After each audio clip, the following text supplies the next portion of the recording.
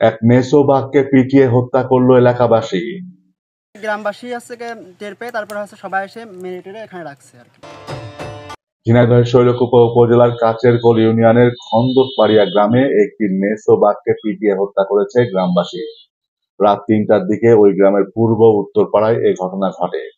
ওই গ্রামের কলেজ ছাত্র জানায়, রাতে ওই গ্রামের কালু নামের এক কৃষকের গোয়ালে ঢুকে মেছো বাঘটি ২টি ছাগল মেরে ফেলে।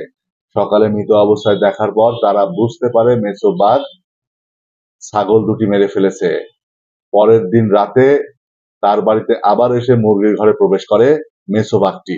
বাড়ির লোকজন টের পেয়ে ধাওয়া করলে ঘরের পাশে জালে আটকা পড়ে সে। পরে গ্রামবাসী এসে বাঘটিকে পিটিয়ে হত্যা করে। এই বাড়িতে হচ্ছে মুরগি ধরতে আসছিল, তারপরে জাল পেতে জালের সাহায্যে ধরা হয়েছে। মুরগি ধরতে এসেছিল, মুরগি ধরতে এসে জালে আটকা পড়েছে, গ্রামবাসী সবাই মিলে তাকে মারছে।